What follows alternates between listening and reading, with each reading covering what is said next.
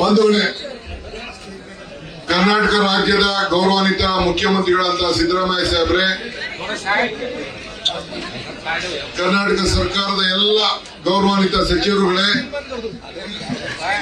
ಕರ್ನಾಟಕದ ಎಲ್ಲ ನಮ್ಮ ರಾಜ್ಯದಿಂದ ಬಂದಂತ ಎಲ್ಲ ಎಂಪಿಗಳೇ, ಎಲ್ಲ ನನ್ನ ಶಾಸಕ ಮಿತ್ರರೇ, ವಿಧಾನಸಭೆ ಹಾಗೂ ವಿಧಾನ ಪರಿಷತ್ ಕೆಲವು ಮಾಜಿ ಶಾಸಕರು, ಮಾಜಿ ಮಂತ್ರಿ, ಮಾಜಿ ಲೋಕಸಭಾ ಸದಸ್ಯರು ಕೂಡ ಬಹಳ ಆಸಕ್ತಿಯಿಂದ ತಾವೆಲ್ಲ ಬಂದಿದ್ದೀರಿ. ಇದೊಂದು ಕರ್ನಾಟಕ ರಾಜ್ಯದ ಇತಿಹಾಸದಲ್ಲಿ ಒಂದು ಐತಿಹಾಸಿಕವಾದಂತ ದಿನ. ನಾನು ಆಗಾಗ ಹೇಳ್ತಾ ಇದ್ದೇನೆ, ಮನುಷ್ಯ ಹುಟ್ಟದ ಮೇಲೆ ಯಾವ್ದಾದ್ರು ಒಂದು ಸಾಕ್ಷಿ ಗುಡ್ಡ ಬಿಟ್ಟು ಹೋಗ್ಬೇಕು ಅಂತೇಳಿ. ಈ ಹೋರಾಟ, ಈ ಧ್ವನಿ ಒಂದು ಕರ್ನಾಟಕ ರಾಜ್ಯದ ಇತಿಹಾಸದಲ್ಲಿ ಮುಂದಿನ ಪೀಳಿಗೆಗೆ ಒಂದು ಸಾಕ್ಷಿ ಗುಡ್ಡೆ ಬಿಟ್ಟು ಹೋಗ್ತಾ ಇದೆ ಅನ್ನೋದನ್ನ ಹೇಳಲಿಕ್ಕೆ ನನಗೆ ಬಹಳ ಸಂತೋಷ ಆಗ್ತಾ ಇದೆ. ಇವತ್ತು ಈ ಕರ್ನಾಟಕ ರಾಜ್ಯದ ಜನತೆ, ನಾನು, ನೀವು, ಮುಖ್ಯಮಂತ್ರಿಗಳು ಇಲ್ಲಿ ಬಂದು ಕೂತಿಲ್ಲ. ಇಡೀ ರಾಜ್ಯದ ಜನತೆ ಏನು ನಮ್ಗೆ ಆಶೀರ್ವಾದ ಮಾಡಿ 136 ಸೀಟನ್ನು ಕೊಟ್ಟಿದ್ದಾರೆ. ಇಬ್ಬರು ಪಕ್ಷೇತರವಾಗಿ ನಮಗೆ ಪಕ್ಷಕ್ಕೆ ಬೆಂಬಲವನ್ನು ವ್ಯಕ್ತಪಡಿಸಿದ್ದಾರೆ.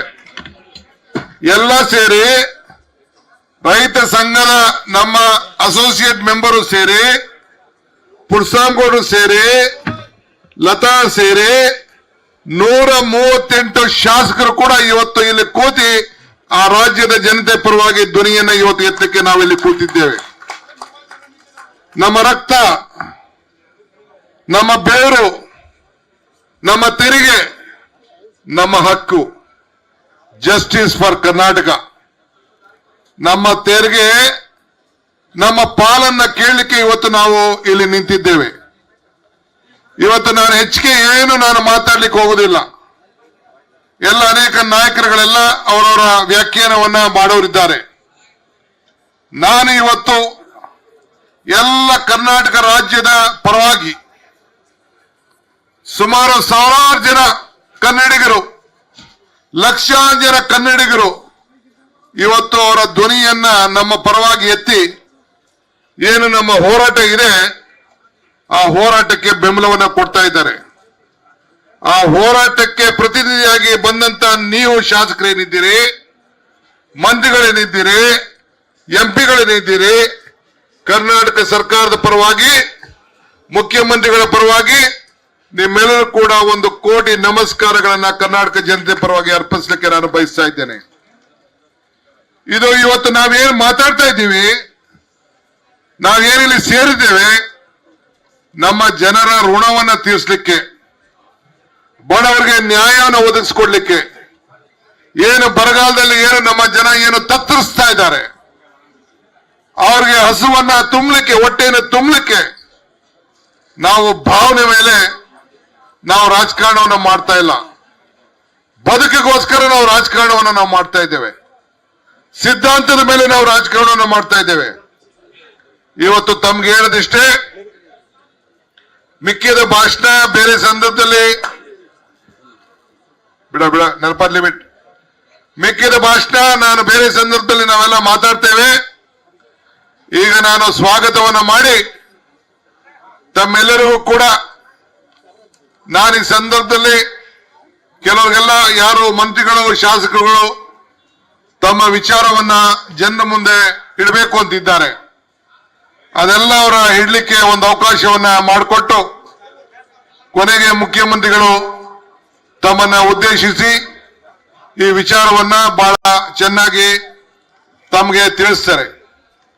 ಈ ಮಧ್ಯದಲ್ಲಿ ಬಹಳ ಟೀಕೆ ಟಿಪ್ಪಣಿಗಳು ಆಗ್ತಾ ಇದೆ.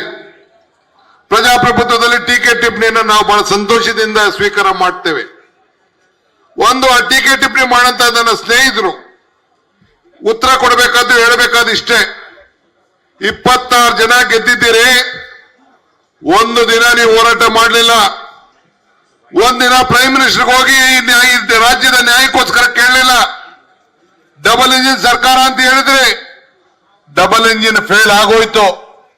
ಒಂದಿನ ಕೂಡ ಏನು ಕೊಡಬೇಕು ಅಂತ ಹೇಳಿ ಪಾಲ್ ಸಿಕ್ಬೇಕು ಕೇಳಲಿಲ್ಲ.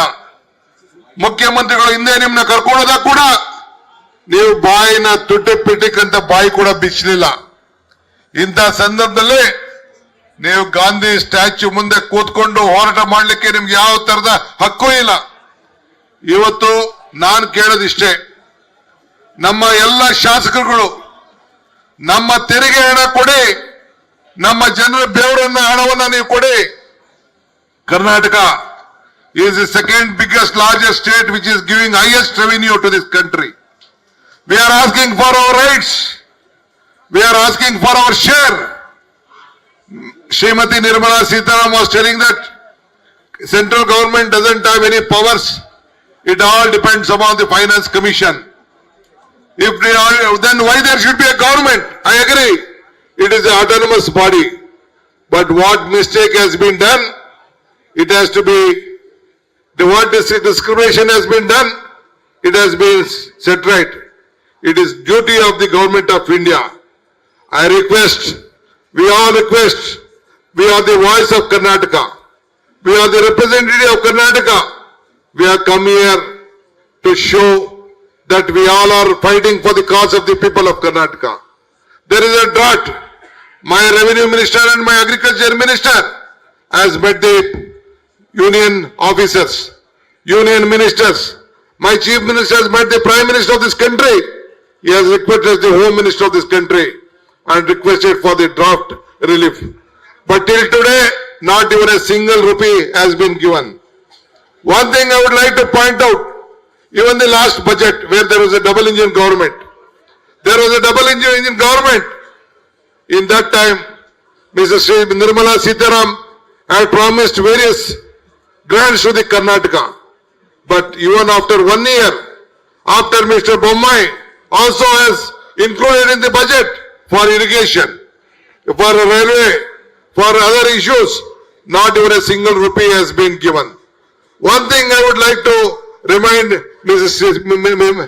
Nirmala Sitharaman, who is representing from Karnataka, one small speech which she had done in the budget speech, I would like to recall that speech and rest my friends will take it.